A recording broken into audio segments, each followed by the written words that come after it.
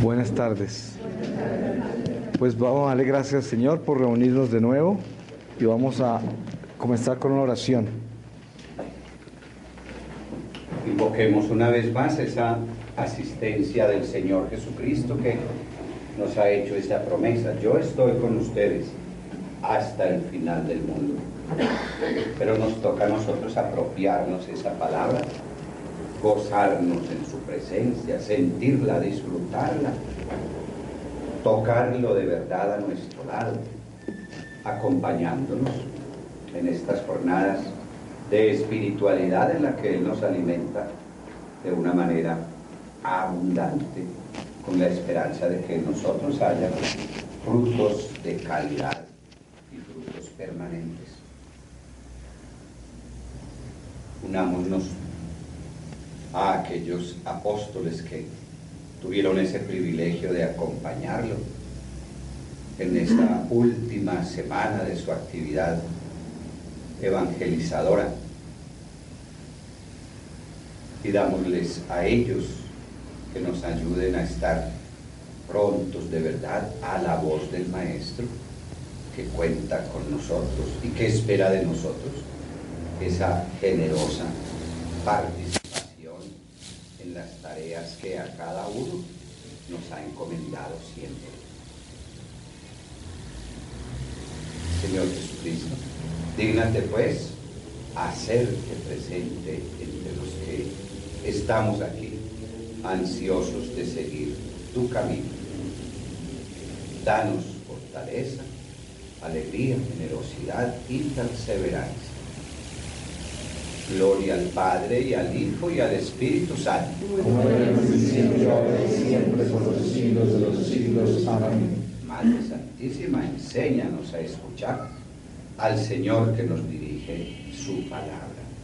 Santos ángeles, aviven en nosotros el verdadero deseo de servir al Señor.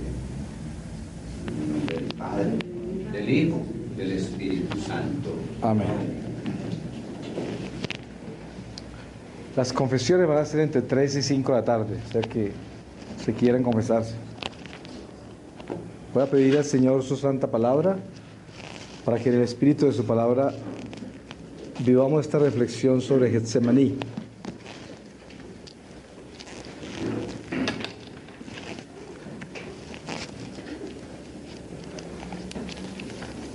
Y el Señor me lleva a Hechos de los Apóstoles, en el capítulo 26, versículo 1. Dice: discurso de Pablo ante Agripa. Entonces Agripa dijo a Pablo: se te da licencia para hablar en tu defensa. Y luego Pablo, accionando con la mano, empezó así su apología: tengo a gran dicha mía, oh rey Agripa, el poder justificarme ante ti en el día de hoy de todos los cargos que me acusan los judíos, mayormente sabiendo tú todas las costumbres de los judíos y las cuestiones que se agitan entre ellos, por lo cual te suplico que me oigas con paciencia, y en primer lugar, por lo que hace el temor de vida que observé en Jerusalén desde mi juventud entre los dos de mi nación. Es bien notorio a todos los judíos, sabedores son de antemano, si quieren confesar la verdad, que yo, siguiendo desde mis primeros años la secta más segura de nuestra religión, viví cual fariseo, y ahora soy acusado en juicio por la esperanza que tengo de la promesa hecha por Dios a nuestros padres, promesa cuyo cumplimiento esperan nuestras 12 tribus, sirviendo a Dios noche y día. Por esta esperanza, oh rey, soy acusado yo de los judíos. Pues ¿qué? ¿Juzgáis acaso increíble el que Dios resucite a los muertos? Yo por mí estaba persuadido de que debía proceder hostilmente contra el nombre de Jesús Nazareno, como ya lo hice en Jerusalén, donde no solo metí a muchos de los santos en las cárceles, con poderes que para ellos recibí de los príncipes de los sacerdotes, sino que siendo condenados a muerte, yo di también mi consentimiento. Y andando con frecuencia por todas las sinagogas, los obligaba a fuerza de castigos a blasfemar, y enfurecido más cada día contra ellos, los iba persiguiendo hasta en las ciudades extranjeras. En este estado, yendo un día a Damasco con poderes y comisión de los príncipes de los sacerdotes, siendo el mediodía, vi, oh rey, en el camino una luz del cielo más resplandeciente que el sol, la cual con sus rayos me rodeó a mí y a los que iban juntamente conmigo. Y habiendo todos nosotros caído en tierra, oí una voz que me decía en lengua hebrea: Saulo, Saulo, ¿por qué me persigues? Duro empeño es para ti el dar coces contra el aguijón. Yo entonces respondí: ¿Quién eres tú, Señor? Y el Señor me dijo: Yo soy Jesús, a quien tú persigues. Pero levántate y ponte en pie, pues para esto te he aparecido, a fin de constituirte ministro y testigo de las cosas que has visto y de otras que te mostraré, apareciéndome a ti de nuevo. Y yo te libraré de las manos de este pueblo y de los gentiles, a los cuales ahora te envío, a abrirle los ojos para que se conviertan de las tinieblas a la luz, y del poder de Satanás a Dios, y con esto reciban la remisión de sus pecados, y tengan parte en herencia de los santos mediante la fe en mí. Así que, oh rey Agripa, no fui rebelde a la visión celestial. Antes bien, empecé a predicar primeramente a los que están en Damasco y en Jerusalén y por todo el país de Judea, y después a los gentiles que hiciesen penitencia y se convirtiesen a Dios, haciendo dignas obras de penitencia. Por esta causa, los judíos me prendieron estando yo en el templo e intentaban matarme. Pero ayudados del auxilio de Dios, he perseverado hasta el día de hoy, testificando la verdad a grandes y a pequeños. Palabra de Dios. Señor. Entonces, la invitación es a vivir esta experiencia de Getsemaní con ayuda del Espíritu Santo. Aquí don Julio con mucho cariño nos trajo este cuadro. Pues sería bueno mirarlo por un momento para que nos coloquemos en ese lugar. Y les voy a compartir a ustedes, primero que todo, una experiencia que yo he tenido en estos últimos meses de misión directamente con la Eucaristía, con la adoración al Santísimo. Hay algo importantísimo para descubrir en respecto a la Eucaristía y respecto a Getsemaní, y esto es lo que el Señor me ha mostrado últimamente. Resulta de que nosotros nos reunimos alrededor del Santísimo y nos reunimos alrededor del misterio de ese sacramento tan grande que es la comunión, donde nosotros vamos a recibir la Eucaristía. Miren ustedes lo que pasa aquí tan extraño. Siendo buenos católicos, teniendo todas las intenciones del corazón de uno crecer espiritualmente, de serle fiel al Señor, de descubrir más de Dios y de superar más de nosotros, de nuestra humanidad, y de despertar más amor al prójimo, a Dios. Y sin embargo, es muy común de que la gran mayoría de los católicos son muy ignorantes de la Eucaristía, ¿cierto? O sea, hay muy poco conocimiento profundo de lo que es la Eucaristía. Yo creo que las gracias que este año recibimos referente a eso son inmensas, porque el Señor nos está dando este alimento. Precisamente al terminar las actividades de la mañana hablaba yo con esta pareja que está aquí sentada aquí al frente de nosotros, y hablábamos precisamente de eso, que si el Señor nos está dando este alimento tan grande en este año, debe ser por algo, ¿cierto? Cuando reúnen al ejército para alimentarlo con extra comida, es porque lo van a mandar ¿para dónde? ¿Cierto? Para la batalla. O sea que si a nosotros nos reunieron este año para darnos todas estas gracias, indulgencias plenarias, el año de la Eucaristía que trae todo este beneficio de una compenetración en el misterio eucarístico en una forma especial. Si nos están dando todo esto, esto no es simplemente porque somos tan buenos niños que el Padre nos está premiando. Es porque nosotros estamos siendo llamados a una batalla impresionante que nos viene encima, y por eso nos están alimentando. Entonces, teniendo en cuenta esto, hay que realizar esta reflexión en el misterio de Getsemaní. El Señor está en el tabernáculo de la parroquia. Bueno, nosotros sabemos de que el Señor, ese sacrificio del Cordero que queda vivo en la Eucaristía, continúa en su cuerpo místico viviendo los dolores de la pasión. Por eso San Pablo dice: en mí se termina de completar lo que falta por completarse en el cuerpo místico del Señor, en los dolores de Cristo, de su vida del cuerpo místico. Y yo completo eso, dice San Pablo. Está hablando por todos nosotros. ¿San Pablo quién es? Pues es otra figura del cuerpo de Cristo, de la cual somos nosotros parte. Por lo tanto, San Pablo habla por todos. En nosotros se completa también lo que falta de completarse en los dolores de Cristo en su cuerpo místico de la iglesia. Entonces, el tabernáculo representa un territorio de almas. Es el tabernáculo de San Norberto, donde nosotros pertenecemos, en particular en esta casa, recorre un territorio de almas. La diócesis geográficamente está determinada por determinada cantidad de territorio material, pero también ese territorio material tiene un territorio espiritual, almas. Las almas son las que lleva Jesús en sus espaldas en ese tabernáculo. Jesús está ahí y a veces la gente se pregunta ese misterio tan grande de Jesús ahí encerrado y esto que es tan raro y el tabernáculo y todo esto, pero la realidad es que ese es el cuerpo místico del Señor, este es el centro de nuestra fe y ahí está Jesús llevando el peso de todas las almas de esa parroquia.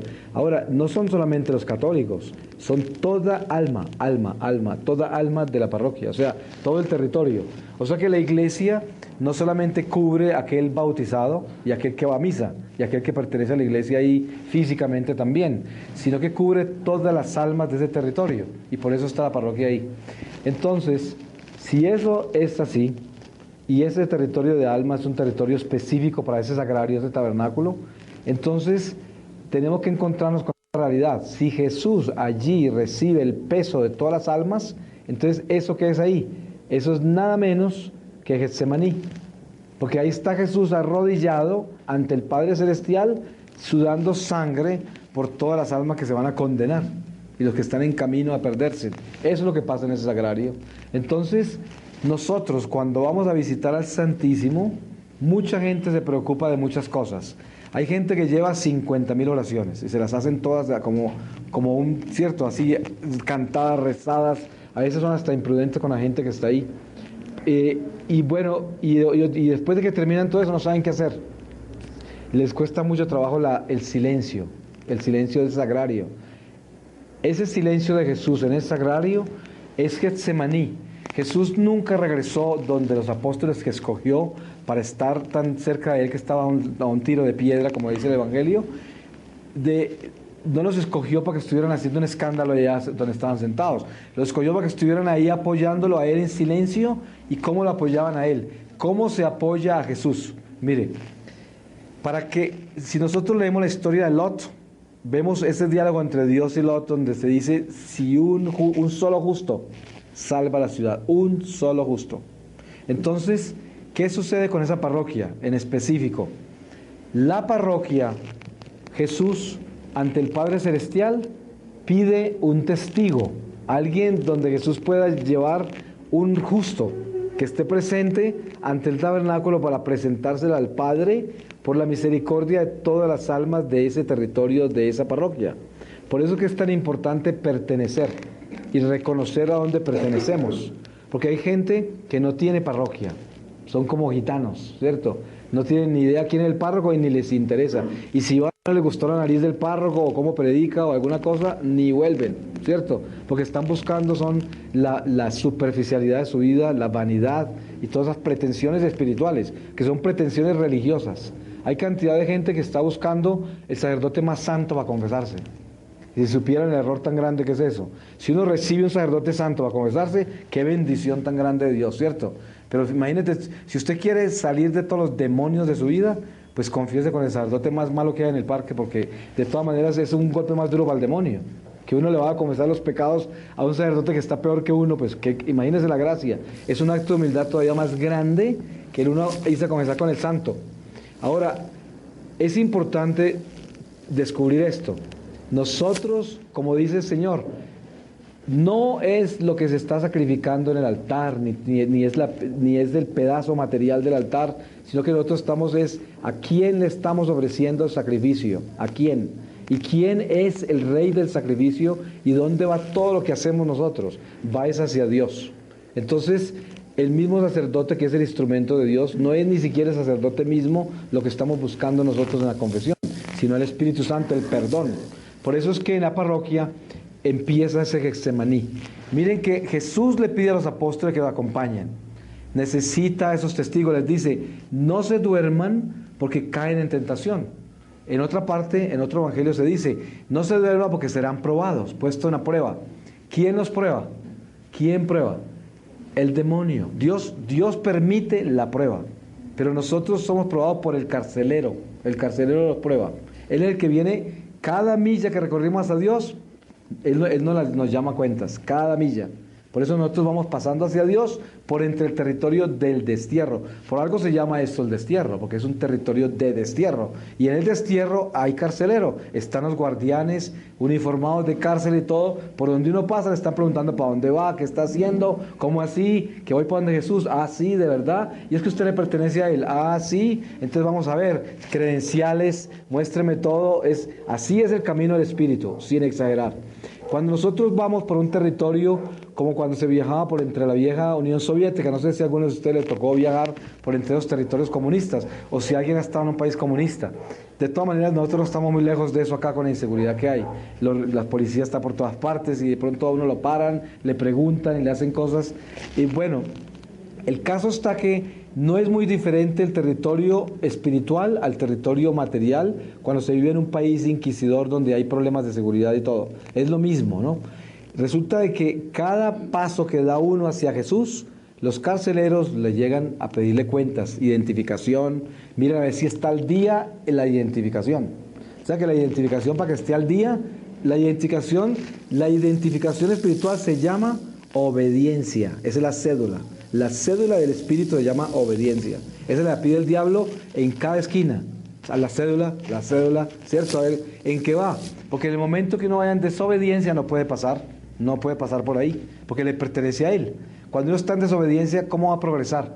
No puede pasar por ningún lado porque le pertenece al carcelero. Está ahí. Entonces, el resultado de reconocer a Getsemaní en el tabernáculo y saber que Jesús está allí, Él escoge los apóstoles. Nosotros sabemos que esos 3 apóstoles que fueron los mismos que escogió para la transfiguración. Después, más adelante, creo que en estos días, en algún momento, se está hablando de esos 3 apóstoles en específico. Mañana, a las 9:30 de la mañana, San Pedro, San Juan y San Santiago.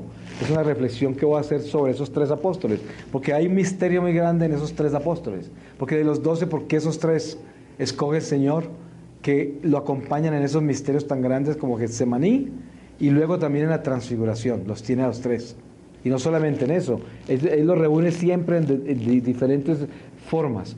Entonces, si nosotros entendemos que la llamada de Jesús a esos 3 apóstoles es para que estén despiertos, para que no se duerman y para que oren, ¿cierto? Para que oren.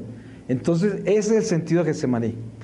Nosotros sabemos de que el Evangelio no se puede concebir a no ser de que nosotros lo hagamos caminar en nuestros propios huesos, porque de lo contrario se convierte en histórico, teológico.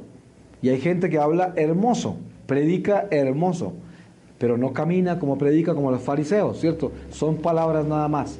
Y hay gente que se la pasa yendo a cuánto sermón hay disponible, a cuánta conferencia hay todo, pero salen de las conferencias y nunca hacen nada de lo que oyeron, jamás. Entonces, no se trata de saber y conocer las cosas de Dios, se trata de vivirlas. Y para vivirlas nos toca a nosotros hacer lo que los apóstoles no hicieron en Getsemaní. Ahora, ¿por qué los apóstoles se durmieron? ¿Por qué se durmieron? Se durmieron muy sencillo. Perdón. Se durmieron nada menos porque todavía no habían recibido el Paráclito. Por eso, no tenían la fortaleza espiritual para aguantarse la presión del diablo que les puso para dormirlos. Porque el diablo sabía que si ellos se quedaban despiertos era mucha más fuerza que recibía Jesús. Y en ese momento el diablo estaba en su último golpe porque estaba ya, los llevaban a la derrota final. Entonces, ¿qué sucede? Un segundito, ¿Paráclito es fortaleza espiritual? El Espíritu Santo. El Espíritu Santo. Resulta que, miren que el Señor le decía a los apóstoles, yo me tengo que ir para poder que venga el Espíritu que les va a enseñar todas las cosas que necesitan saber. Bien se les va a enseñar todas. Entonces, eso es lo que nosotros tenemos que entender. Los apóstoles no habían recibido el Espíritu Santo todavía. El Señor en varios pasajes vemos que les soplaba y les daba el conocimiento de alguna cosa. Como cuando Él resucitó, que los sopló en un momento cuando le apareció y entendieron la Escritura, entendieron una cantidad de cosas. Pero esos eran momentos de gracia que recibían. Jesús les soplaba cosas, ¿no? Pero ellos todavía no habían recibido que tenía que consumarse ese misterio de la muerte de Jesús y la resurrección. Entonces nosotros no tenemos excusa. Nosotros sí recibimos el Paráclito ya. Nosotros tenemos al Espíritu Santo. Nosotros no podemos, ¿cómo vamos a hacer los que nos dormimos? Nosotros no podemos hacer eso. Entonces, ¿qué sucede? Primero que todo, lo más importante para uno encontrar a Getsemaní es localizarse en la parroquia de uno. Ese es Getsemaní. Miren cómo es Getsemaní de complicado. Primero que todo, es el comienzo de un calvario impresionante. Una persona, en el mundo en que vivimos hoy, y en la iglesia que nos tocó vivir a nosotros, nos encontramos con fenómenos gigantescos que nos dan ganas de llorar, en muchos casos. Ahí pasa lo siguiente. La parroquia suya le tocó de pronto un sacerdote que está bien confundido. Tiene clases de yoga en el sótano de la iglesia, de pronto hasta novia tiene o novio, porque cualquier cosa puede pasar, ¿no?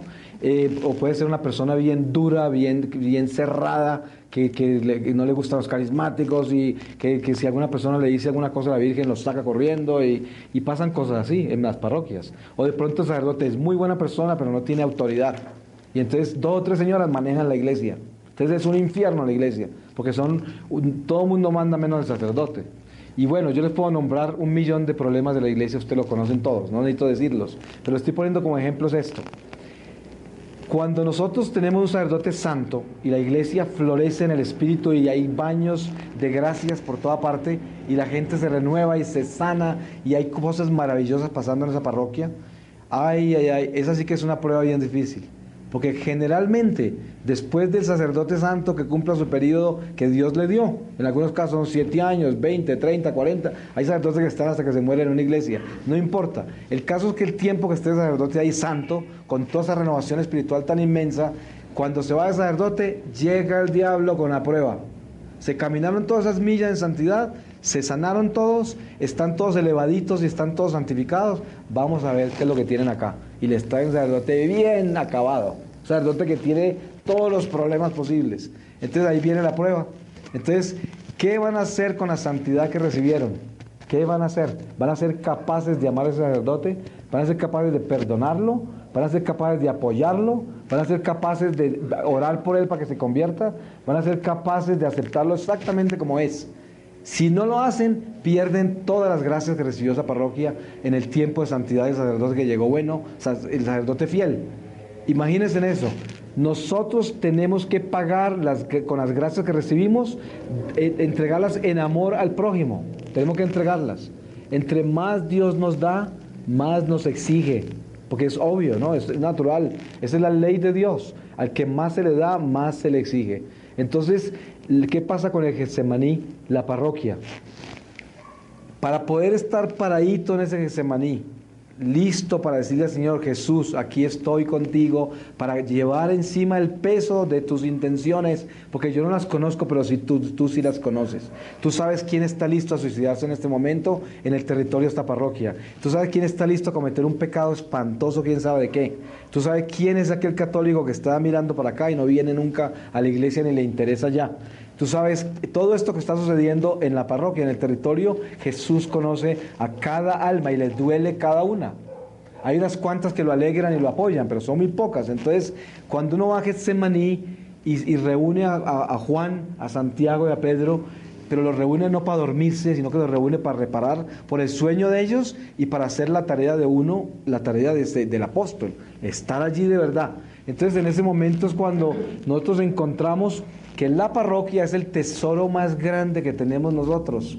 Primero porque si uno entiende la obligación que tiene con su parroquia, entonces en ese momento queda fiel apóstol de Getsemaní.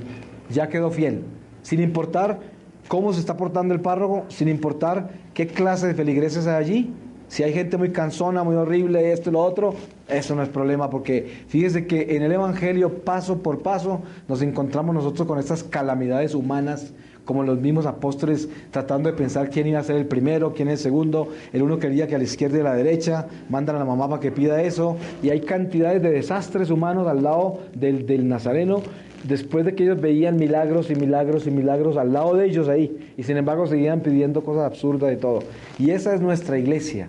Nuestra iglesia está formada de una humanidad imperfecta, llena de pecado. Por eso es que Jesús no escogió 12 santos y 12 hombres perfectos. Escogió 12 apóstoles ignorantes, llenos de toda clase de problemas, para que nos diéramos cuenta que no somos nosotros los que hacemos nada, nada, nada.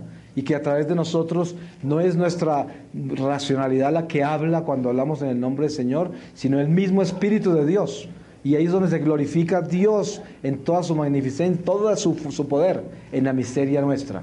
Entonces, para empezar, la vida de la parroquia se comienza cuando nosotros nos convertimos en verdaderos apóstoles de Getsemaní, que es entrar al huerto y no estar pendiente de para dónde se fue Julio, Armando y Julieta, para dónde están, sino que es que yo estoy ahí para acompañar al Señor, sin importar si los otros están haciendo horrores alrededor en el huerto, en ese huerto de Getsemaní. Porque vamos a encontrar que en ese huerto, cuando usted entró a acompañar al Señor en todas sus intenciones como testigo ante el Padre Celestial de ese territorio de almas donde uno fue escogido a pertenecer, si uno entró ahí, tiene que entrar ahí solo. El problema es que la gente en las parroquias no entra nunca sola a la parroquia.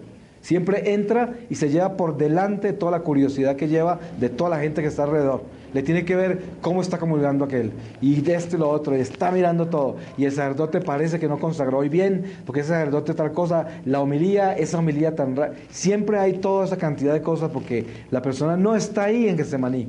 Está metido en el Getsemaní de su vanidad, de su amor propio, donde está el juez. Está todos esos enemigos del alma, que son todos esos vicios que tenemos humanos, que vamos es a acompañarnos de la miseria, pero no a darle compañía al amor verdadero que es Jesús. Entonces, encontremos nosotros esto. La parroquia, el sentido de la parroquia en nuestra vida católica es el comienzo de una verdadera entrega a ese Calvario del Señor. Es el comienzo donde nosotros podemos caminar con el peso del pecado del mundo con Jesús por ese Calvario para poder morir a nosotros mismos. Lo que yo les decía antes de terminar la última charla. Qué difícil que es uno descubrir si verdaderamente nosotros estamos sintiendo amor por los demás ya. Si estamos sufriendo por lo que los demás sufren. Qué difícil, porque es que nos podemos engañar facilísimo. Uno puede decir, ay, voy a orar por doña Susana que tiene tantos problemas, y ora, pero verdaderamente uno está sintiendo el dolor de doña Susana y sabe que lo preocupa a uno, lo tiene preocupado. Porque mire, las madres se preocupan por los hijos, pero ¿sabe qué? Que muchísima cantidad de madres se preocupan por los hijos para ellas no sufrir, porque las van a hacer sufrir. Entonces por eso se preocupan, no quieren sufrir.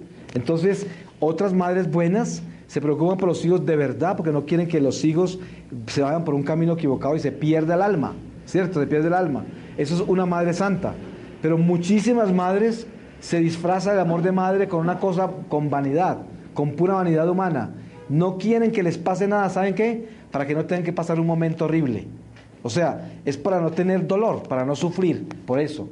Pero no es porque lo que le pasa a los demás. Entonces, mucha gente se preocupa de lo que le pasa, de que no le pase nada a nadie para no sufrir ellos, nada menos. Entonces, ese es un amor que nada tiene que ver con Dios, es un amor humano. Y ese amor no está en Getsemaní, lejos está de Getsemaní, porque ese tipo de amor no pertenece al dolor de Cristo, a la sangre que suda por las almas que se están perdiendo, no pertenece allí.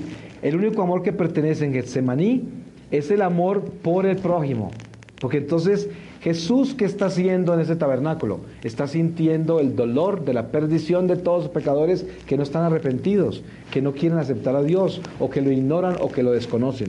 Uno de cualquiera de esos ejemplos. Entonces nosotros tenemos que entender bien dónde pertenecemos. Si no tenemos un sentido de pertenencia espiritual, porque mire que casi todo el mundo tiene un sentido de pertenencia material, y es más, la psicología moderna dice, si usted no tiene sentido de pertenencia, usted está desequilibrado, Por eso, por ejemplo, los americanos produjeron esta psicología del patriotismo americano, que les da todo ese fanatismo en el cual se llevó al extremo de ya tener abusos muy grandes con la humanidad en el mundo entero, porque se cree lo más grande del mundo, ya no se puede, porque es que eso no es así. Yo no soy el dueño de la tierra, nadie lo es. Eso es lo que le pasó a los romanos, y le pasó a los egipcios, a los babilonios, todo. El momento que uno llega a ese tipo de poder, se cae, se cayó, porque esa es la soberbia humana. Nosotros no podemos llegar al punto de decir ese tipo, de tener ese tipo de bandera. Tenemos que desaparecernos realmente para encontrar nuestro sentido de pertenencia espiritual, porque el sentido de pertenencia material lo debemos tener tan solo en nuestros deberes y obligaciones, nada más. Ese es el sentido material. ¿Cuál es el sentido de pertenencia que usted debe tener en este territorio material que tiene, en su vecindario, en su casa, en su familia? Su responsabilidad. Eso debe ser, pero no la casa, el objeto material ese, o el carro, o el dinero, o las ambiciones, o el presidente que más le conviene porque más plata le va a producir. Esas cosas son un sentido de pertenencia equivocado. Ahora, eso no quiere decir que uno no debe respetar las instituciones humanas y que uno no debe luchar por el bienestar del pueblo y que uno no debe ser responsable con las posesiones materiales. No es eso, porque no lo vamos a entender mal. Pero lo importante es que debemos empezar con el sentido de posesión espiritual. Y el sentido de posesión espiritual comienza para nosotros los católicos con el descubrir a dónde pertenecemos. Uno pertenece a la parroquia que le dieron. ¿Dónde vive usted? Usted pertenece a esa parroquia, no se lo olvide. Entonces, ¿qué pasa? Esa alma suya está en ese tabernáculo, allá está. La prueba está que esto es lo que yo he aprendido del Señor. Cuando usted, cualquier oración que usted eleva al cielo desde su casa, o desde cualquier lugar donde esté, siempre que la haga, envíela al tabernáculo de su parroquia, así esté fuera del país. Mándela al tabernáculo de su parroquia, porque ese es su batallón, allá pertenece. ¿Qué hace usted con el diablo? Lo manda para allá, para que el Señor le ordene su destino también. Así es como usted se exorciza. Tiene un hijo y el hijo está mal, usted se arrodilla. Si usted está en obediencia, digo yo, si está en desobediencia, el diablo que le va a obedecer, si usted pertenece a él. Pero si está en obediencia, usted manda al demonio a que se vaya, lo exorciza de donde esté haciendo daño en su familia, en usted. Usted tiene toda la autoridad. ¿Y a dónde lo manda? A los pies del sagrario suyo, de su parroquia. Pero ¿sabe qué? Si usted es el católico que no tiene parroquia, porque anda por todas partes como un gitano, ¿para dónde va a mandar el diablo? No tiene para dónde mandarlo. Se va a burlar de usted. ¿Para dónde? Usted no tiene para dónde mandarlo. Ahora, hay que entender bien esto. Miren, no es un accidente de que nosotros tengamos una jerarquía eclesiástica. La jerarquía eclesiástica tiene una posición perfecta con la jerarquía divina. Nosotros tenemos 9 coros angelicales, nosotros tenemos toda clase de jerarquías divinas, ¿cierto? Que es lo que Dios ha organizado perfectamente en el cielo. Todo lo que es ya la salvación eterna, el culmen de toda gracia está en jerarquía, perfecta jerarquía. Y es militar, absolutamente militar. Por eso nosotros en la tierra estamos en una jerarquía. Y entonces, para entender Getsemaní con claridad, tenemos que entender ese tabernáculo, pero tenemos que estar localizados en él, muy organizados como soldados. Y por eso, para que Jesús reciba de nosotros la presencia del apóstol en el huerto de los olivos, nosotros tenemos que ir al lugar donde pertenecemos, ahí. Y mire que va a doler, porque muchísima gente en el día de hoy, en la vida que vivimos hoy en la iglesia, muchísima gente no se soporta a su párroco. Muchísima gente no se soporta a la gente de la iglesia, donde están, donde pertenecen, y prefieren irse para otra, porque en la otra está el sacerdote más simpático, tal vez el más caritativo, de pronto hasta más santo, y quién sabe cuántos dones habrán allá, y esto y lo otro, y allá también va mi abuela, y no sé cuántas cosas. Bueno, el caso es que eso no quiere decir que nosotros no podemos ir a otras iglesias, pues claro que sí, y uno puede también hacer obras en otras iglesias, y uno puede hacer toda clase de ministerios y misiones en todas las iglesias del mundo, donde quiera, pero lo importante es saber a dónde pertenece, Entonces, al entender bien el sentido de pertenencia espiritual, estamos entendiendo bien la obediencia, y al tener la obediencia clara, entendemos el poder que Dios nos dio eucarístico. Si nosotros tenemos el vestido eucarístico bien colocado dentro de nuestro corazón, Con ese vestido eucarístico derrotamos gigantes del infierno, gigantes, porque no hay un solo demonio, por grande que sea, que se pueda resistir la fuerza que llevamos en Cristo nuestro Señor, cuando realmente somos soldados activos, vivos en la fe y completamente centrados en la obediencia. No hay quien lo tumbe, nadie lo puede tumbar. No hay ningún poder en la tierra que lo pueda superar. Y una persona así jamás está buscando beneficios materiales, porque ya tiene la gracia del Espíritu. La gracia del Espíritu lo desocupa de sí mismo y se le acaban todas las ansiedades y los deseos desordenados. Todas estas necesidades que uno tiene creadas por esta sociedad consumista donde vivimos. Mire que hay gente que deja de tener necesidades materiales, por decir algo entre comillas, y se vuelve muy religiosa, muy espiritual. Pero ¿sabe por dónde entonces empieza a tener las ambiciones? Empieza a tener las ambiciones religiosas, las ambiciones espirituales.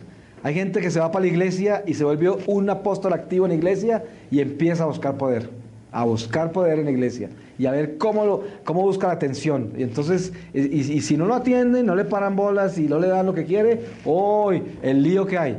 Ese es el que va a calumniar al sacerdote, el que va a perseguir a los líderes que habían ya en la iglesia, el terror de la parroquia. Y esto es lo que sucede cuando se cambian los papeles, de que nosotros dejamos las cosas del mundo, nos metemos en las cosas de Dios y terminamos siendo peores que fariseos, porque entonces nos vestimos de religiosidad y estamos completamente vestidos de esa religiosidad, pero el corazón nuestro no está en la obediencia, y hay un desorden en todo sentido en el ser humano, y se le nota en la cara de esa persona. Uno sabe que hay cosas que no se pueden ocultar. El rostro nuestro, mire, la juventud oculta muchas cosas. La belleza, la lozanía de la juventud puede ocultar cantidades de maldades y cantidades de cosas horribles humanas. Pero cuando esa juventud se acaba y se pierde toda esa lozanía y toda esa gracia de esa juventud, nada se puede ocultar. Mire, la cara de uno marca todo lo que uno es. Uno lleva en la cara marcado la obediencia o la desobediencia. Se le ve en todo al ser humano. Eso es imposible de no verse. Nadie lo puede ocultar. Nadie. Y no hay cirugía plástica para eso. Olvídese. Entonces, si lo puede ver uno que es un humano limitado, lleno de toda clase de limitaciones, imagínese si no lo podrá ver el diablo, si no lo podrán ver los ángeles de Dios, si no lo podrá ver el mismo Dios que nos creó. Por eso nosotros no podemos engañar a Dios, ni en realidad, ¿sabe qué? No podemos engañar a nadie cuando se trata de las cosas del Espíritu, porque no hay forma de engañar. Uno puede engañar a la humanidad con cosas materiales, uno puede robar, puede meter mentiras para sacarle ventaja al otro, una persona le puede ser infiel a su esposo o esposa o al novio o a los hijos o a mamá y hacer desastres así, pero esos son engaños temporales, del mundo temporal. Pero engaños espirituales, olvídese, porque eso no se puede. El engaño espiritual sería: usted es una persona católica y entonces llega un gran predicador y este gran predicador le cuenta una cantidad de historias y se lo lleva a la iglesia católica y le mete una cantidad de mentiras y usted se va. Usted cree que lo engañaron. A usted no le engañaron. Lo que pasa es que usted estaba tan desnutrido por no alimentarse espiritualmente que se lo llevó el enemigo, se lo llevó, porque usted no estaba preparado. Eso es lo que le pasa al muchacho que se sale de la casa de noche, no tiene la edad para defenderse, no tiene permiso de los papás y se lo lleva un vicioso por allá y le hace daño, o quién sabe cuántas cosas lo mete, ¿cierto? Porque se fue en la noche a aventurar en cosas que no debía hacer. Y eso le pasa. Yo le digo a la gente, antes de nosotros ser ecuménicos debemos ser católicos primero. Porque una persona que no es católica de verdad, no conoce su doctrina y su fe, se lo lleva un protestante o cualquier secta facilísimo, porque le enredan la cabeza enseguida. ¿Y qué sucede? El sentido de Getsemaní tiene que especificarse en nuestro corazón directamente en lo más sencillo de todo. ¿Qué hace Jesús en Getsemaní? ¿Qué es lo que hace Él ahí? Y miren que después de la última cena, hay algo muy importante para entender en lo que empieza a suceder allí. Pedro promete que nunca haría nada contra Jesús y todo. Jesús le dice ahí mismo: usted me va a negar 3 veces y todo esto. Y dice: usted no sabe ni lo que hablan, no saben nada de lo que hablan. Después Jesús le dice a Pedro algo que no se nos olvida. Yo siempre repito esto en casi todas las charlas porque es algo definitivo y el Señor siempre me lo ha puesto de corazón como algo que debemos siempre tener en cuenta. Jesús le dice a Pedro: Pedro, Pedro, Satanás ha pedido permiso para tentarte. Y yo le pedí al Padre que te diera fortaleza para no perder la fe. Miren que todo esto está pasando antes de llegar a Getsemaní. Es la preparación para el huerto. Ahora, ¿qué sucede con nosotros en nuestra parroquia relacionado con el Getsemaní nuestro? Porque nosotros no podemos dejar esta visión de Getsemaní en un momento histórico. No lo podemos dejar ahí.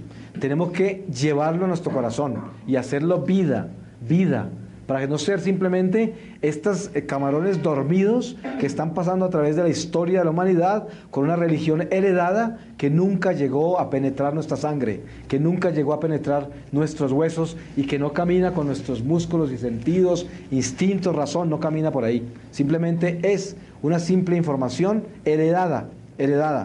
Entonces, para nosotros encontrar el misterio de a cómo se va llegando a ese Getsemaní, cómo Jesús nos va llevando hasta allá, encontremos esta revelación.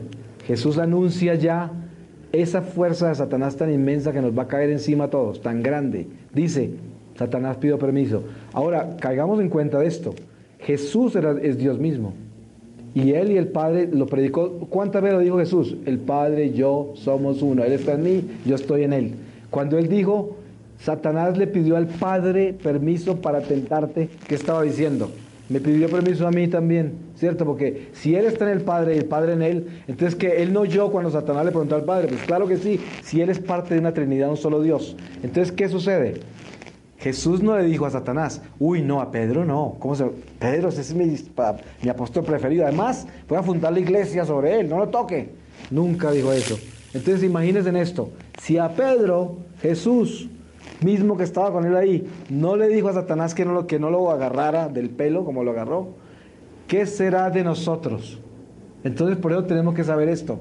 Nosotros todos somos probados en cada paso que damos. ¿Y quién pide permiso? El diablo pide permiso, aunque suene absurdo. Fíjense que hay gente que esto le suena totalmente absurdo, pero es que esto está revelado. Esto no es una cosa que me estoy inventando yo acá. Esto está escrito. Y váyase al Antiguo Testamento y usted encuentra esto desde el libro de Job. Cuando Dios está sentado y vienen sus hijos. ¿Y a quién llama uno de sus hijos? A Satanás. Llegó, que vinieron sus hijos y también llegó Satanás. O sea, uno de sus hijos. Porque es una criatura, ¿cierto? Dios la creó. Y ahora, ¿y qué le preguntó Dios a esa criatura hija de él? A un hijo malo, pues al hijo calavera, ¿cierto? Le pregunta que por dónde estaba, que por la tierra, que si vio a mi hijo Job, a mi hijo preferido. Nosotros sabemos lo que le dijo, ¿cierto? ¿Y qué sucedió ahí? Le dio permiso para ir y hacerle lo que no se puede imaginar todo lo que le hizo, ¿cierto? Fíjense que esta es la vida de todos nosotros, no se van a engañar. Esta historia no es escrita para los que están acá. Esta historia fue escrita para todos nosotros. Esta es la historia de un alma, el alma de cada uno de nosotros. Esta es la historia. O sea que uno tiene que darse cuenta que nosotros tenemos que vivir toda la revelación bíblica en nuestra vida particular, toda, enterita. Nosotros vivimos el Adán porque lo tenemos aquí enredado. Mira, aquí tenemos a Adán en la carne. Es la misma carne de él. Tenemos a Eva, pues nada menos que esta curiosidad tan horrible que tenemos por todo. Siempre he hablado yo así. Miren que nosotros nos comimos una fruta prohibida, ¿cierto? La peor maldición que nos comimos. Y sabemos lo que no debemos saber. Imaginen el lío en que estamos nosotros.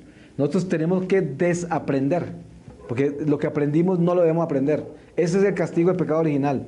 Por eso es que el mundo es tan increíble en ciencia. Por eso es que la gente más distinguida del mundo, ¿cuál es? La más educada, la que más ciencia tiene, los que más información acumulan. ¿Quién es la persona que considera más culta de todas? La que tiene más información. Entonces, a veces se sientan, sale de una casa y sale con la cabeza así de hinchada de la cantidad de información que le entrega a la gente que estudia. Y hay gente que se ve todas las noticias y se van a visitar o le descargan cuánta cosa está pasando en el mundo. ¿Sí? ¿Y eso qué es? Eva en el corazón de nosotros. Por eso es que para nosotros entender cómo localizarnos desnudos, desocupados de nosotros mismos en Getsemaní. Y el Getsemaní nuestro es el tabernáculo, la visita al Santísimo. Si es adoración perpetua, con más razón, mucho más grande. Para llegar allá, tenemos que amarrar a Eva, la tenemos que amarrar. ¿Cuál es Eva? Esa curiosidad tan increíble que tenemos, esa curiosidad tan impresionante, porque eso nos saca de Getsemaní enseguida, nos saca. Porque mire, el sueño de los apóstoles, ¿cuál es? En uno de los evangelios se dice que estaban angustiados, tenían miedo, estaban preocupados y se durmieron. Entonces, ¿qué quería decir? ¿El sueño qué era? Como yo no puedo manejar lo que está pasando, me duermo. Eso lo hace mucha gente, ¿cierto? Yo creo que a todos nos ha pasado, hasta de niño. Había una crisis en la casa bien horrible, se va uno para la cama, se tapa con la cobija y ya se mete. Parejas, matrimonios, a veces duermen tapados el uno al lado del otro y no se quieren voltear a ver, se tapan. Y así pasa en muchas cosas de la vida, se cierra, se esconde, eso es lo que estaban haciendo los apóstoles. Entonces, ¿qué hacemos nosotros con nuestro Getsemaní? Primero, la falta de conocimiento eucarístico, la falta de sabiduría eucarística nos lleva a nosotros a dormirnos, a vivir el sueño de los apóstoles. Eso nos lleva, porque no tenemos ni idea de lo que se nos fue dado, nada, ni idea, ni la mínima idea. Por lo tanto, el llamado sobre esta reflexión es para entender lo que nosotros somos con Jesús como iglesia. Y para eso tenemos que descubrir las situaciones que tenemos en este momento a donde pertenecemos, a la parroquia donde pertenecemos. Porque si nosotros entramos en paz con ese sentido, vamos a comenzar a ser un apóstol útil. Y también vamos a empezar a vivir la presión verdadera que trae la parroquia. O sea, cada parroquia trae una presión porque es una cruz específica. Pero si uno empieza a descubrirla, a determinarla, empieza a recibir gracias. Porque usted sabe que cada sacrificio que uno hace por el amor a Dios, el Señor se lo paga 1000 veces. 1000 veces se lo paga. ¿Cuántas veces? Mire, el ejemplo es este. Usted está en su casa con su esposo, su esposa, su mamá, su papá, o sus hijos, o sus hermanos, o con quien viva, está allí. Y se despierta una contrariedad, una discusión, algo así. Y usted sabe que si usted simplemente acata el silencio y el amor, la caridad, se queda callado y le ofrece eso a Dios, se lo ofrece con sinceridad, con verdadera resignación, y no participa en esa querella, no participa en esa discusión, en ese acaloramiento que puede haber en el momento, la gracia que va a recibir es el respeto que la otra persona le va a dar a la larga, porque ese es el único que gana, es el que ama. Es el único que gana en una discusión entre dos personas, en una familia, en cualquier situación humana. Porque en realidad el humano que no tiene a Cristo evidenciado místicamente desde la Eucaristía, siempre busca territorio para conquistar, como el perro que marca con la orina por donde pasa, marca territorio. Así siempre es la discusión, pero la discusión siempre es a yo comprobar de que estoy correcto. De alguna forma, hay gente que lo hace muy sutil. Hay gente que, miren la sutilidad, por ejemplo, de una persona bien religiosa, bien espiritual. Uno le habla todo y está dando un punto de vista y la otra persona no se lo quiere aceptar, pero le dice bien religiosamente: yo te recomiendo que lo pongas en oración y busques bien dentro de tu corazón a ver qué te dice el Señor de lo que me estás diciendo a mí. Y se lo ponen con una dulzura y una delicadeza, pero ese es un martillazo igual de grande que si le gritaran. Es la misma cosa, duele más, es más grave, es más terrible, porque esa es una actitud farisea.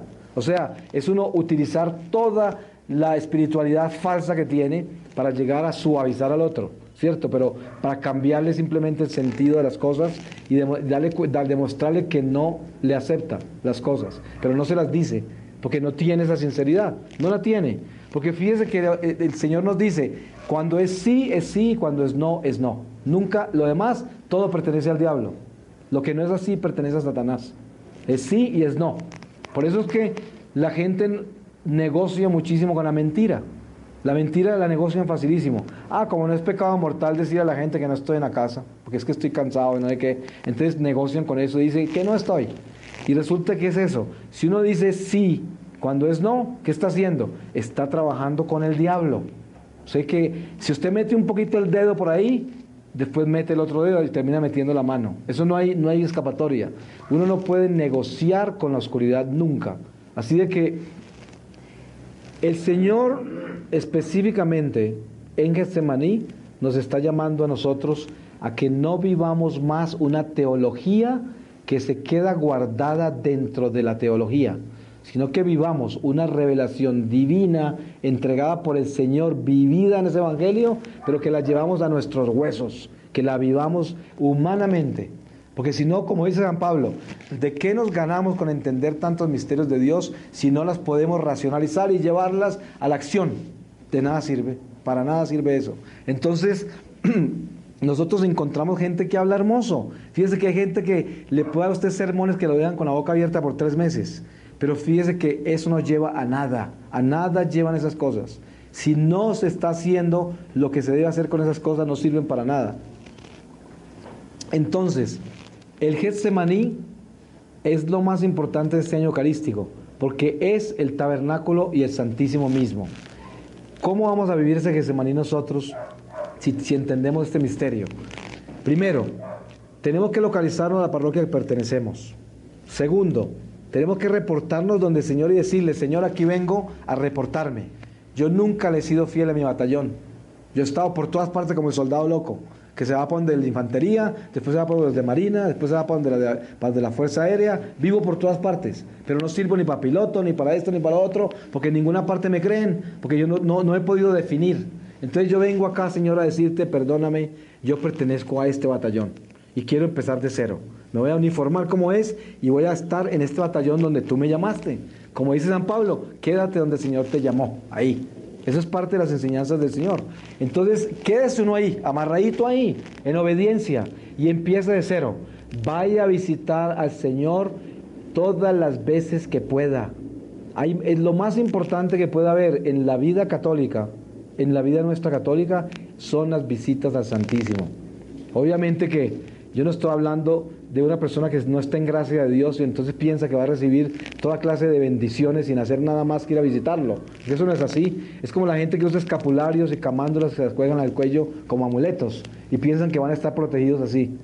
Eso no sirve para nada. Uno puede tener las reliquias más grandes. Usted puede llevar los huesos de San Pablo en una mochila cargadas atrás y le aseguro que el diablo le da 3 vueltas con ellos mismos. Con los mismos huesos le pega. ¿Sí o no? O sea que no es así. Eso le pasó a los hijos de ese rabí judío que estaban tratando de exorcizar un demonio horrible y en nombre de Jesús, y mencionaron hasta Pablo. Y él les dijo: yo sé quién es Jesús y también he oído de Pablo, pero ¿ustedes quiénes son? Y les pegó una pela horrible que se convirtió todo ese pueblo de susto que les dio, ¿no? O sea que no se trata de eso. Hay que entender la adoración al Santísimo.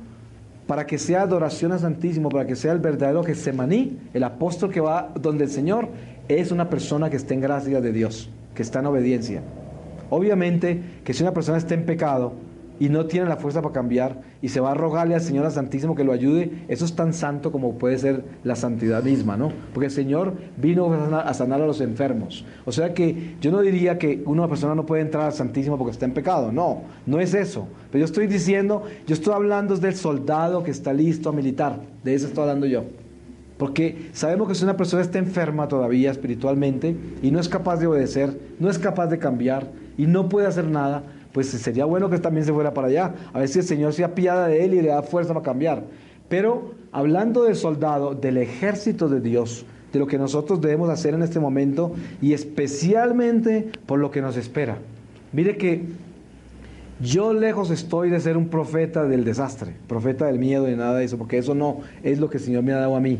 Pero sí les cuento una cosa: nos vienen batallas inmensas, y no estoy exagerando, y yo sé por qué se los digo. Y mire, si nosotros entendemos lo que se nos está servido en este momento a nosotros, con los dones que el Señor nos está derramando en su espíritu, con este año eucarístico, con las indulgencias plenarias y el llamado a reconocer los signos de los tiempos, como Jesús nos repitió. Ustedes pueden saber cuándo va a llover, se la saben todas, con la naturaleza. Ustedes pueden saber cuándo la mamá está de mal genio aunque no le haya gritado, ¿cierto? Porque ya le conocen su comportamiento, y está brava, ni se le acerque. Así esté hasta riéndose, sabe que no se le puede acercar. Entonces eso lo reconocemos todos nosotros. Nosotros llegamos a conocer muchas cosas, pero ¿sabe qué? Las señales de los tiempos de Dios casi nadie las quiere leer. ¿Por qué? Es como quien dice: sí, pero hay esperanza, ¿no es verdad? Cuando la gente habla en estos términos, como estoy hablando yo en este momento, siempre al final alguien pregunta: pero hay esperanza, ¿no es verdad?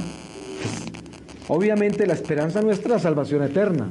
Y al final de toda esta lucha, la corona del cristiano es la salvación. O sea, nosotros vivimos en la esperanza de la salvación. Pero eso no quiere decir que por el hecho de que nosotros vamos a ser premiados al final por la obediencia, eso no quiere decir que no tenemos que luchar la lucha, correr la carrera y tener que manejar las situaciones del camino. Eso no quiere decir, son inevitables. La batalla es inevitable. Nosotros tenemos que luchar esta batalla, tenemos que luchar. Luchadita todos los días de nuestra vida, en todo momento. Y para lograr hacer esta lucha verdadera y encontrar el sentido, tenemos que llegar a Getsemaní. Tenemos que llegar. Y la única manera de llegar a Getsemaní es localizarnos, tener sentido de pertenencia espiritual. Entonces, mi recomendación, la reflexión que yo tengo, es esta. Localícese en su parroquia. Descubra la cual es, si es que no la ha descubierto. Pero yo cuando digo descubra la cual es por esto. Porque usted puede que sea parroquiano y muy fiel a su parroquia, pero ¿cuánto la conoce? ¿Cuánto conoce la experiencia mística de su parroquia? O sea, ¿qué hay allí para usted y qué es lo que usted tiene que hacer ahí? ¿Qué es eso? Porque la mayoría de la gente llega a la parroquia y quiere ser activo porque quieren ser, ya quieren ser líderes de todo. O sea, ya están llenos de planes, de toda clase de liderazgos y cosas. Por eso, como dice el apóstol, no todos deben buscar ser maestros. El maestro se le exige más y tiene más responsabilidades. Antes de tratar de correr, aprende a caminar. Hay que ir despacio. Uno tiene que entender esto. Si uno quiere servirle al Señor con vehemencia, con amor, con una entrega total, sin importar qué edad es usted, no importa, porque para eso no hay edad. Fíjese que estamos hablando un lenguaje espiritual. No estamos hablando un lenguaje de la carne. Estoy hablando un lenguaje espiritual. El lenguaje espiritual no tiene edad. Que estamos hablando del alma. Y el alma es eterna. Por lo tanto, no importa qué edad tiene usted. Lo importante es esto. Si usted se vincula a su parroquia honestamente ya y dice, ¿sabe qué? Yo nunca he descubierto mi parroquia. La voy a descubrir. Voy a entrar a visitar a Jesús. Porque usted no vaya a mirarle a usted la nariz al párroco ni nada, ni los peinados de fulano de tal. Usted vaya es a visitar al rey. Usted va es a presentarse ante ese tabernáculo donde el comandante y le dice, aquí estoy, Señor, tu soldado, hecho una miseria, con el uniforme roto, ¿cierto? Con un poco de medallas que no le pertenecen, una cantidad de cosas que no son de ahí. Entonces le toca empezar por descubrirse quién es. Y el Señor le va a empezar a mostrar, quítate esa medalla que tienes ahí, eso no es de ahí. Y esto, y mire, la camisa la tiene torcida, arréglasela por acá. Y lo va a arreglar, Va a ser bien doloroso, porque ¿sabe cómo habla el Señor? Ustedes saben cómo nos habla Jesús, a través de la boca de los demás. Así es como nos habla el Señor. Por eso yo siempre he dicho, el que no es capaz de tener la humildad suficiente para recibir todo lo que le llega de la boca de los otros, no es capaz de escuchar a Dios, no lo va a poder escuchar. Dios le habla a uno a través de la boca de todo el mundo. Esa es la palabra de Dios, así sea un insulto. Si usted pasa por la calle y le pegan un madrazo en la esquina, no culpe a que le tire el madrazo. Piense usted, ¿qué será lo que estoy haciendo malo yo? Piense en eso. Si un loco le pegó, piense usted, en vez de decir, pobre loquito, que ojalá que tenga ayuda. No, dice, ¿qué será lo que estoy haciendo yo? ¿Qué será? ¿Qué será? Ese es el lenguaje. Se pusieron bravos con usted a alguien, lo calumniaron, le hicieron eso. En vez de ponerse a dárselas de víctima y todo, declárese culpable. Es lo mejor, ¿cierto? Uno debe decir, me merezco cosas peores todavía. Me merezco cosas peores. ¿Quién soy yo? Pero mire que ese es el sentido de pertenencia espiritual. Llegar a recorrer las cosas que debemos recorrer espiritualmente con una entrega total. Entonces la recomendación mía es localizarse en la parroquia. Llegar allí a la parroquia, llegar con humildad. No llegar a tratar de ser el más importante y distinguido de la parroquia, el que más plata nos lleva, ni nada de eso, sino llegar a ser el soldado de Cristo en humildad y en silencio ante el Santísimo Sacramento. Llegar allá y rezar por el sacerdote, que muy poca gente lo hace. Rezar por la gente de esa parroquia que no tienen respeto por la Eucaristía, por esa gente que habla en misa, por los que contestan el teléfono celular en medio de la elevación, por toda esa gente que hace cosas horrorosas en la iglesia, por toda la gente que vaya y comulga en pecado mortal. Hay tantas cosas que hacer uno como soldado de la iglesia. Hay muchas cosas que hacer para estar con Jesús en ese tabernáculo y decir, aquí estoy, Señor, para llevar contigo todas tus intenciones, para estar contigo acá, con todo esto. Entonces, cada que uno mire el defecto de alguien en la parroquia, llévele los ojos al tabernáculo, Ve para la derecha, llévelo al centro. Ve para la derecha, llévelo al tabernáculo. Eso es lo que tiene que hacer. No se lo lleve para acá. Con eso se envenena. Si usted se pone a mirar a aquel que está hablando por celular en la misa y se pone a mirarlo y a disgustarse, eso no es lo que quiere Jesús. Jesús lo que quiere es mirar a la persona del celular y mirar al Señor.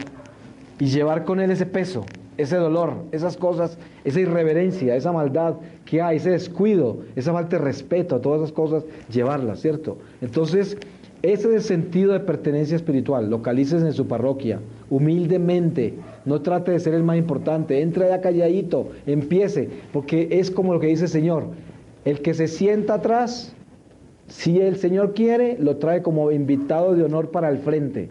Pero si usted llega y se sienta adelante, llega alguien más importante que usted y lo mandan para atrás. O sea, por eso la entrada a la parroquia debe ser con humildad. Entre y siéntese atrás, calladito por allá, y empiece a hablar con Jesús, no con nadie más, con el Señor, a contarle todas sus miserias y a llevar con él el peso de esa parroquia, a llevarlo, a acompañarlo. Y entre más lo visite en el Santísimo, más va a entender a Getsemaní, más va a entender.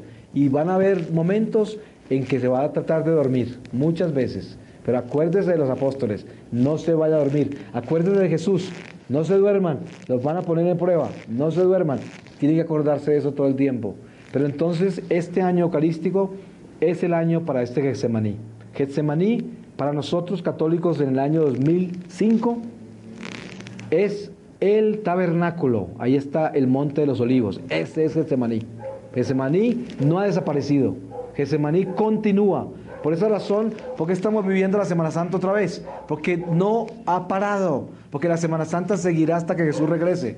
Porque el cuerpo místico de Cristo seguirá viviendo los pasos de la vida de Cristo. Los 33 años los vive. El cuerpo místico de la Iglesia vive los 33 años del Señor permanentemente hasta que regrese. Y nosotros estamos caminando dentro de los 33 años místicos de Jesús, todo el tiempo mientras que estemos en la tierra. Y lo más doloroso es que si no entendemos eso, nos toca completar lo que nos faltó en el purgatorio. Ni hablemos del infierno. En el purgatorio. Le toca completar los 33 años místicos de Jesús que no fue capaz de completar acá. Eso es el purgatorio. Entonces, por esa razón, hay que caminar con la fe segura en la sabiduría que Dios nos dio en ese Evangelio, en la doctrina de la Iglesia, que nos da todas las pautas exactas de cómo caminar en obediencia con el Señor. Todas. No hay una sola cosa que no esté en el catecismo, ni una. Están todas. Pero la gente quiere un catecismo más chiquito, porque ese grande los asustó, ¿cierto? Entonces, ¿qué sucede? Localicémonos en la parroquia. Esa es mi recomendación en esta reflexión. Volvámonos de la parroquia, pero entremos a la parroquia como el publicano, no como el fariseo. Desde atrás. Para que si el Señor quiere, si nosotros le somos fieles al Señor, estando presentes como soldados, y el Señor quiere darnos responsabilidades más grandes, Él nos va a llamar. A través del sacerdote, a través de otras personas, nosotros vamos a hacer la inspiración de la parroquia y el Señor nos va a dar trabajo. Él nos va a dar trabajo. Pero nosotros no lleguemos a darnos títulos y a darnos trabajo nosotros mismos y a criticar al que tiene el trabajo que nosotros queremos tener, porque esa es la maldición que le cae al cristiano, que es la trampa de Satanás, que es entrar a una iglesia. Entonces si tienen allá ese ministro de la Eucaristía que uno dice, uy, ese tipo terrible y está sirviendo la Eucaristía, y empieza a criticarlo, uno se está maldiciendo uno solo, porque eso es lo peor. Satanás quiere que uno le vea todos los pecados de los demás, porque él es el pecado. Entonces quiere que uno vea al diablo en todos los otros. Y viendo al diablo a todos los otros, ¿qué está haciendo? Está nada menos que maldiciendo la imagen de Dios, porque todos somos imagen de él. Y entonces Satanás quiere que usted desprecie al otro, para que desprecie a Dios. Simplemente, tan sencillo como eso. Entonces por eso, la parroquia es la prueba más grande de nosotros. Porque en la parroquia tenemos que vivir en la miseria de nuestra humanidad. Empezando con la del sacerdote y terminando hasta con la última viejita que se la vive hablando en voz alta cuando todos deben estar en silencio, ¿cierto? Entonces, nosotros tenemos que entender que ese es Getsemaní. Ahí es donde está el dolor nuestro, donde nos purificamos. Y es lo que tenemos que llevar con amor y vivirlo con amor. Pero entonces, el final de esta charla, ¿dónde queda? A los pies del Santísimo, ahí queda. Y ese es Getsemaní. Por eso, entreguémonos al Señor para que el Señor nos dé la fortaleza de no dormirnos. Porque nosotros somos Juan, Santiago y Pedro. Cada uno de nosotros representamos la Trinidad de apóstoles que no podemos dormirnos. Entonces, para terminar, le voy a pedir al Señor su palabra. Un momentico. Voy a pedir al Señor su palabra y así terminamos. Entonces, como ustedes saben, yo no busco en especial, donde salga lo leo. Aquí estamos en Hebreos 2:1 y dice así: obligación de la ley de Cristo. Aquí nos dice San Pablo así: por tanto, es menester que observemos con mayor empeño las cosas que hemos oído, a fin de que no quedemos por desgracia del todo vacíos.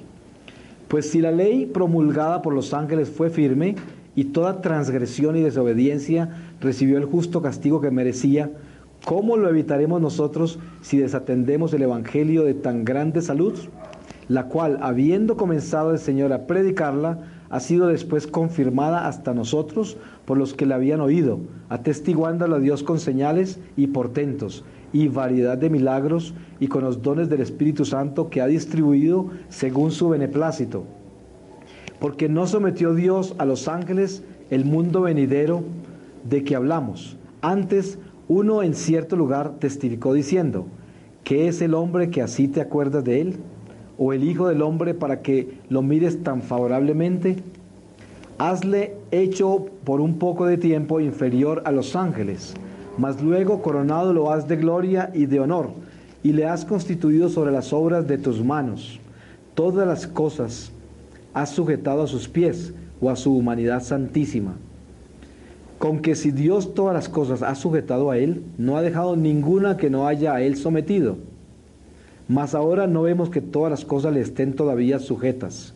Y vemos a aquel mismo Jesús, que por un poco de tiempo fue hecho inferior a los ángeles, coronado ya de gloria y de honor, por la muerte que padeció, habiendo querido Dios por pura gracia o misericordia que muriese por todos, por cuanto era cosa digna que aquel Dios, para quien y por quien son todas las cosas, habiendo de conducir a muchos hijos adoptivos a la gloria, consumase e inmolase por medio de la pasión y muerte al autor y modelo de la salvación de los mismos Jesucristo. Porque el que santifica y los que son santificados, todos traen de uno su origen. Palabra de Dios. Le damos gracias al Señor. Y entonces, ¿verdad? ¿Me iba a preguntar algo? Sí, yo quería preguntarle, pues tenía la inquietud de los que nacen en otras religiones, en otras sectas y que no viven la Semana Santa como nosotros. Ese es Getsemaní. Precisamente la parroquia es donde Jesús recibe el peso de todas las almas, sin importar si tienen religión o no, todas las almas. Por eso el radio de la parroquia de San Norberto, por ejemplo, que es esta, el Jesús en ese tabernáculo está con todo el peso de todas las almitas que son católicas, las que no son católicas, las que se fueron, las que lo ignoraron, todos están en las espaldas de Jesús. Entonces, ¿qué estamos haciendo nosotros aquí en este momento? Nosotros estamos con Jesús recibiendo el peso de todas las almas, porque en este momento todos nosotros estamos en una reflexión espiritual y entendiendo que lo que Jesús nos pide es de que estemos con Él, atendiendo las necesidades de Él ante el Padre por la salvación de las almas de esta parroquia. Y eso es lo que sucede en Semana Santa más que nunca, porque nosotros hemos dejado de hacer cosas del mundo hoy por hacer las cosas de Dios. Por lo tanto, ¿qué estamos haciendo acá? Con el Señor cargando todas estas almas. Por el hecho de nosotros estar acá, de pronto una persona no se suicida, de pronto otra persona no fornica, de pronto el otro no roba, de pronto el otro no le pega o asesina al otro. Muchas cosas suceden que nosotros veremos el día que muramos y estemos ante el tribunal del Señor y nos presente las obras nuestras, las buenas, que la mayoría son desconocidas para nosotros en la carne, porque no las vemos, pero esta obra de hoy son las obras que veremos en el cielo, que es uno entregarle a Dios la vida de uno para las intenciones de Dios ante el Padre, de Jesús ante el Padre. Todo el mundo está cubierto.